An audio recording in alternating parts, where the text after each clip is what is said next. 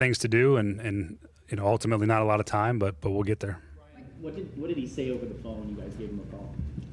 Yeah, I think he was a bit overcome by the moment, even though it's something that probably wasn't a huge surprise. I think that's a big moment. You're the number one pick in the NFL draft. You have your family there, something he's worked his entire life to be at. And all I told him at the moment was just, it's cool. Enjoy every second of it, and enjoy it for your family. It's a culmination of a lot of work to get to this point. And then I just reminded him that there's a lot of work to be done. This is the kind of ending of one journey and the beginning of another, and we got a lot of things to get done. But he was excited, and he said in no uncertain terms he's got a play that he really likes. We have the play, but he said this whole process, the evaluation process for him last couple of months, I believe Mike said there wasn't really one clear aha moment where it was obvious that he wanted Cam Ward, or he was the guy. For you, through the last couple of months, was there a moment that really sparked you in terms of falling in love with him or believing that, yes, this is our guy? I wouldn't say there was one particular moment that led to that consensus decision. I watched the tape, and I liked this tape, and I was really intrigued by the talent that I saw. There's just so much of playing the quarterback position is neck up in this league, and the rest of it was where we had to find out the answers. And I would say that the first in-person experience we had with him at the combine in our formal interview setting was super impressive.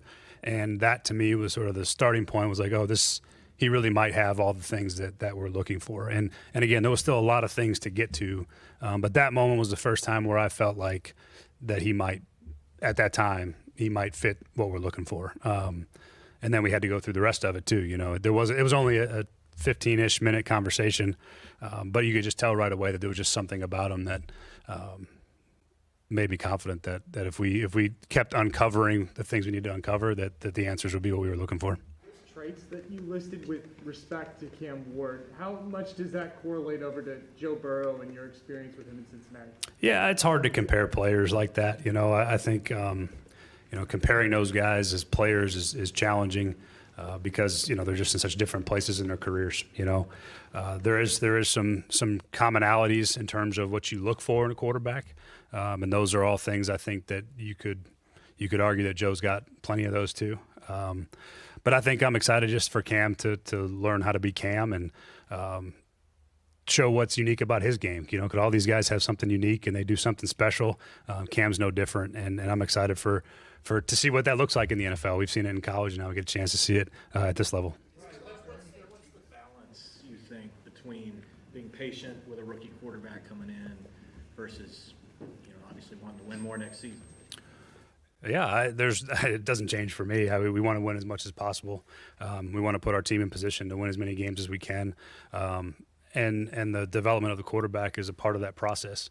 And you want to be able to put him in position to have success as well. With what you ask him to do, with how you help him around him, how you play defense, how you run the football, how you protect him. Those are all things that you're focused on. Is you want to put him in his best possible situations to be successful early, and that usually translates into helping you win games on top of it. So I don't know if that's the best way to answer the question, but I just think that you never sacrifice really one for the other. You're trying to do both at the same time. Is the plan to start him right away? We'll see. We don't need to worry about that till September. I think he's got a lot of work to do, and we're going to do the requisite work. But I don't think we need to get into naming starters and talking about all that. He's got his work ahead of him, and we'll name starters in September. Any critiques of Cam? It usually centered around the risk-taking or maybe playing the hero ball from time to time.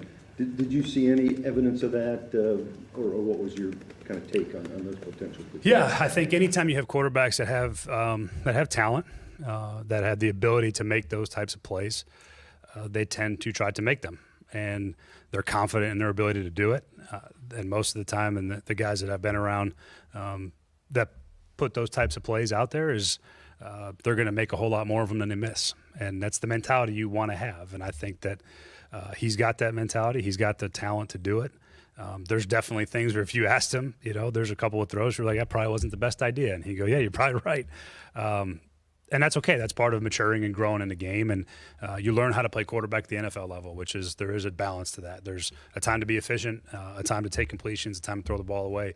And there's also a time to let your talent take over and all the things that God gave you, allowed to put it on display. And I think that he understands that, which is the part that I think is the most encouraging for me, is that all the things that he did, any throws that he made that you would argue were hero ball throws, he had a very good reason for why he did it, and also was aware that, if it was one that was in the bad spot and he shouldn't have made that particular throw, he was aware that probably shouldn't have done that there. And I think that's half the battle with those things. As a coach, how do you go about balancing that?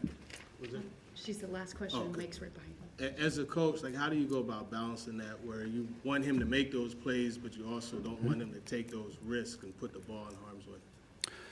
Yeah, you try to teach it and coach it, as much as you can. And a lot of it doesn't come up until you start playing games. Practice to me is a time and a place to experiment and to try those throws and to see what you can get away with. I've always felt that way with quarterbacks. They're allowed to be aggressive and find out what you can get away with and versus what coverage is. So you don't really know until games, when those things start to happen. And I think he's got the requisite awareness and intelligence to understand, when and where it's time to play the game the right way, and then when you need to make a big play. And he's going to make a whole lot more big ones than he is going to be bad ones. But the truth of it is there'll be moments where probably there is a bad play in there. He's going to be a young player as a rookie quarterback, and it's not going to be perfect. And we're not looking for it to be perfect. But I think he's got the intelligence and the ability to learn from all those things too. Thank you. All right, thank you. And what do you say?